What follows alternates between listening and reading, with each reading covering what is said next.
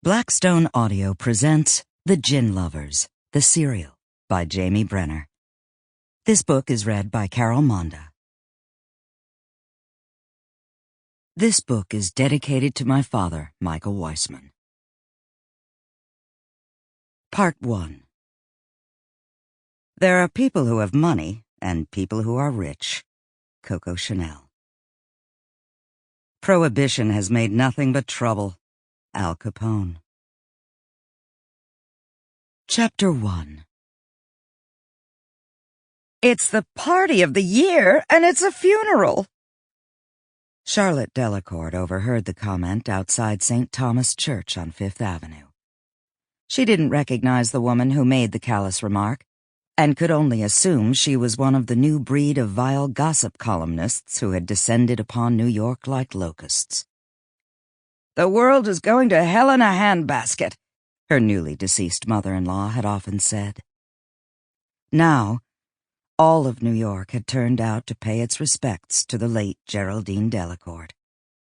The line of people waiting to get inside stretched from the corner of 53rd Street to as far as Charlotte could see, and the avenue was a virtual parking lot filled with the finest Packards and Pierce Arrow roadsters.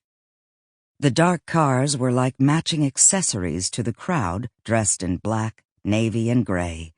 Charlotte herself wore a black crepe morning dress by Jean Patou. The French designer had offered to send over a matching chiffon veil, but Charlotte decided the veil would be more appropriately worn by blood relatives. Instead, she wore her long, glossy brown hair up in an elaborate chignon. She wished she'd had time to sneak on a bit of rouge. Her fair skin was paler than usual, her wide gray eyes pinched with fatigue. Mrs. Delacorte, we really must expedite moving guests inside. Perhaps if you and your husband stepped inside and weren't greeting everyone. Mr. Smythe, the director of the service, sweating in his heavy suit, was clearly overwhelmed. Charlotte was a little anxious herself, but had learned that as a Delacorte, she could never let that sort of thing show. She tried to imagine what her late mother-in-law would want them to do with the bottleneck of guests. I think it's important that we acknowledge each of the guests as they arrive. It's the proper thing to do, Charlotte said. It was a comfort to Charlotte that the most important people in New York had turned out in tribute.